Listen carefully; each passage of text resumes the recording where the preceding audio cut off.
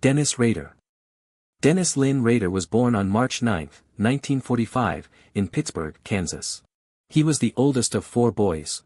His parents worked long hours, and Rader later claimed that he often felt ignored and unwanted at home. As a child, Rader appeared normal to most people. But behind that normal appearance, he had disturbing thoughts. From a young age, he developed violent fantasies about controlling and hurting women. He also tortured and killed small animals, something that would later be seen as an early warning sign. While growing up in Wichita, Kansas, Rader secretly acted out these fantasies. He would spy on women in his neighborhood and became obsessed with bondage and control. Nobody around him knew how dark his thoughts had become. After graduating from high school in 1963, Rader briefly attended college before dropping out. He later joined the United States Air Force and served during the 1960s. After leaving the military, he returned to Wichita, got married, and eventually had 2 children. To friends, neighbors, and co-workers, he seemed like an ordinary family man. But on January 15, 1974, Rader began the crimes that would make him infamous. Rader murdered 4 members of the Otero family in Wichita. Joseph Sr., a 38-year-old, Julia, a 33-year-old, Joseph Jr., a 9-year-old, and Josephine, a 11-year-old. On the morning of the murders, Rader parked his car and walked to the Otero residence, where he scaled a fence and cut the phone lines in the backyard. It was after this that Joey let out the family's dog through the back door, where Rader confronted him and forced his way into the home at gunpoint. Initially, the Otero family thought he was pulling a prank. Rader asserted that he wasn't and clarified that he had a .22 caliber pistol loaded with hollow-point bullets. Rader told the family that he was wanted in California before ordering them at gunpoint to lie on the living room floor. Then, he led the family into a bedroom and bound them with rope he had prepared ahead of time. Joseph and Joey were laid out on the floor, while Julie and Josie were laid out on the bed. Later, Rader decided to kill the family. He first placed a plastic bag over Joseph's head and secured it with ropes. Joseph managed to chew a hole in the bag and briefly get air, but Rader replaced it with another bag. Joseph slowly suffocated and died. Rader then used a rope to strangle Julie Otero. Next, Rader targeted 9-year-old Joseph Jr., often called Joey. The murders were carried out one victim at a time, with Rader remaining calm throughout the attack. After the murders, Dennis Rader left the house and took the Otero family's car. He drove it to the parking lot of a nearby grocery store. While there, he realized that he had accidentally dropped one of his knives in the backyard of the Otero home. Worried that it could be found and linked to him, he drove back to the house, retrieved the knife, and then left the area again.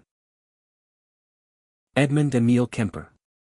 Edmund Kemper was born on December 18, 1948, in Burbank, California.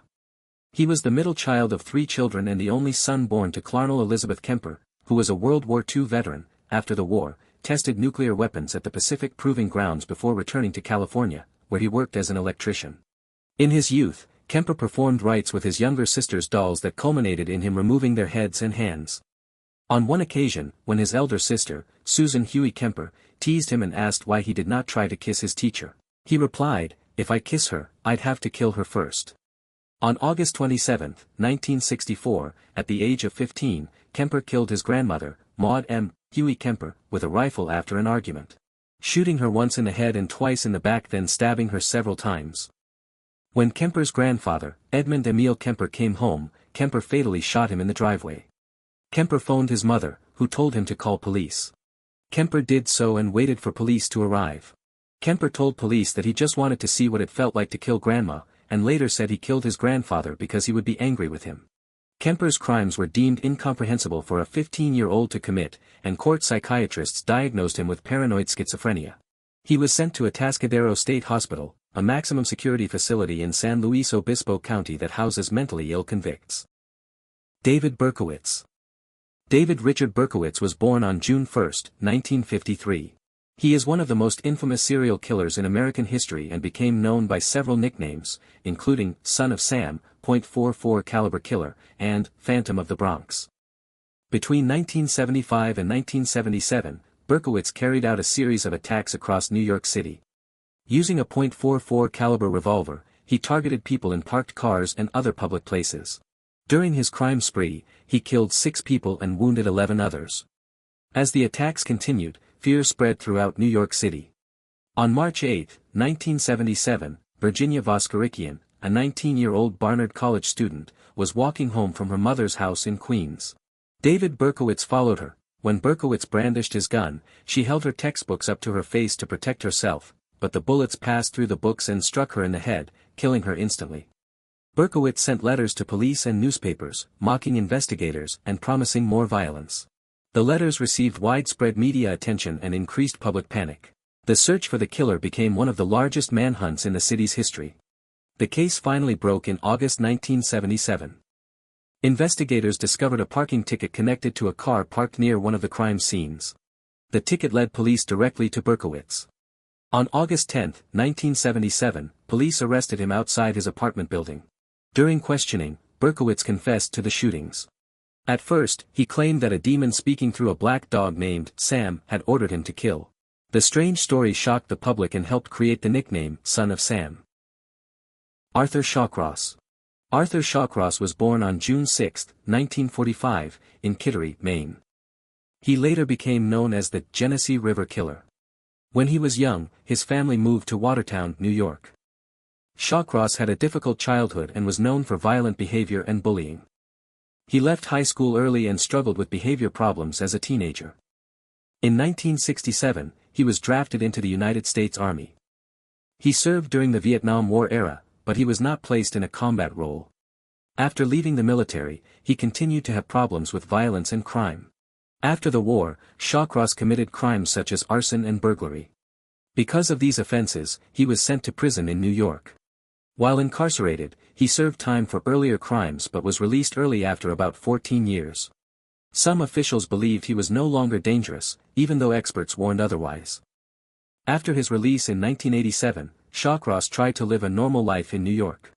However, he struggled to keep jobs and find housing because people in different towns did not want him living near them. Eventually, he settled in Rochester with a girlfriend. Soon after, Shawcross began killing again.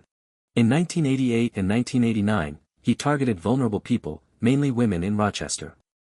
He often looked for victims while driving around the city. These crimes made him one of the most feared killers in the area. He was later arrested and sentenced to prison again, this time for a much longer term.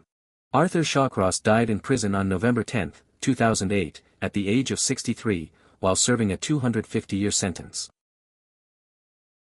Randall Woodfield. Randall Brent Woodfield was born on December 26, 1950, in Salem, Oregon. He later became known as the I-5 Killer, or I-5 Bandit, because his crimes happened along the Interstate 5 highway in the western United States. As a teenager, he was popular and very athletic, especially in football. He played wide receiver in high school and later continued playing at the college level for Portland State University. Even though he looked successful on the outside, Woodfield began showing troubling behavior early in life. When he was in high school, he was arrested for exposing himself to a group of teenage girls on the Yaquina Bay Bridge. His football coaches covered up the incident so he wouldn't get kicked off the team, but his parents still made him go to therapy because of it. After leaving professional football, Woodfield returned to Oregon. In 1975, he began a series of violent crimes in Portland. He attacked women at knife point, committing robberies and sexual assaults. Police eventually caught him in 1975 after using an undercover operation. Robert Lee Yates. Robert Lee Yates Jr. was born on May 27, 1952, in Oak Harbor, Washington. He later became known as the Spokane Serial Killer, or Grocery Bag Killer. He grew up in a middle-class family and had a fairly normal childhood. After high school, he worked in different jobs, including as a correctional officer. He later joined the United States Army and worked as a helicopter pilot, serving for many years. To most people, Yates looked like a responsible and stable man. He was married, had children, and even served in the military for a long time. But behind this normal life, he began committing murders. Yates' crime started as early as 1975, when he was linked to the killing of 2 young people in Washington. However, most of his known crimes happened much later, between 1996 and 1998 in Spokane. During this time, he targeted vulnerable women, especially sex workers. He would meet them, often gain their trust, and then take them to isolated areas. There, he killed them, usually using a gun. After the murders, he disposed of the bodies in remote locations to avoid detection.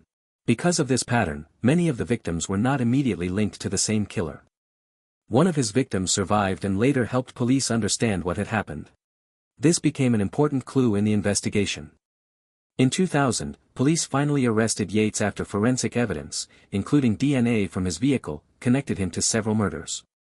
Once in custody, he confessed to many of the crimes. He was convicted of multiple counts of murder and sentenced to life in prison, with additional sentences for other cases.